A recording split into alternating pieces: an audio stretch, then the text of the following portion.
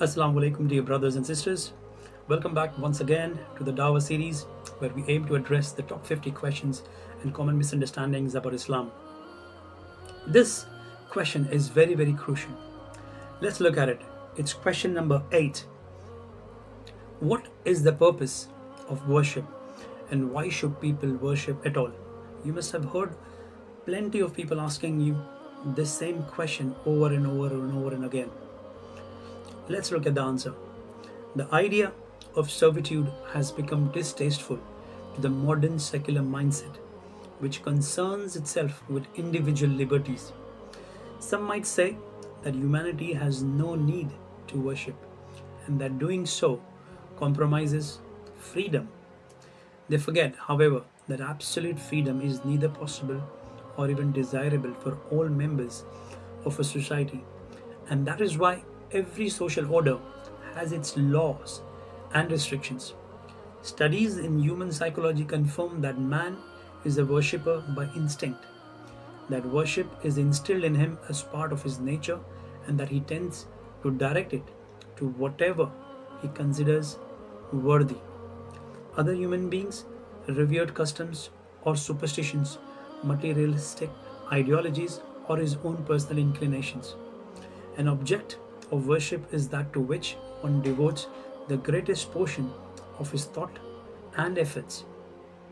So, one either worships God or he worships something other than him, along with him or instead of him.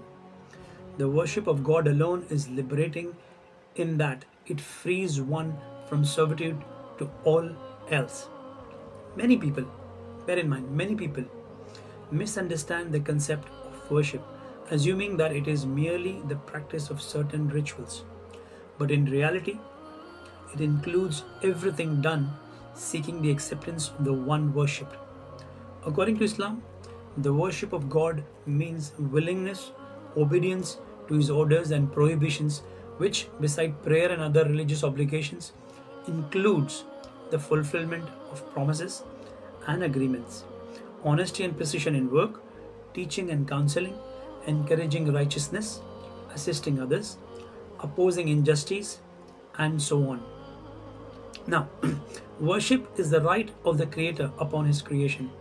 It is based on the perception that everything was brought into existence by God and is dependent upon Him in whose hand is life and death, benefit and harm, and the outcome of every single matter.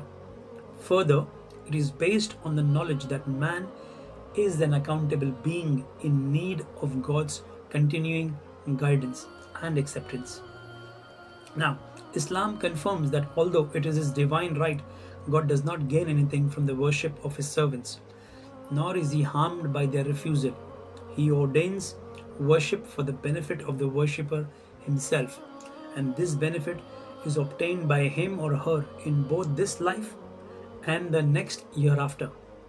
When a believer understands that our Creator and Sustainer deserves to be worshipped, he wants to do so because of his gratitude and love for his Lord, and because it is inherently right and correct. I hope I have answered this question. Assalamu alaikum wa rahmatullahi wa barakatuh.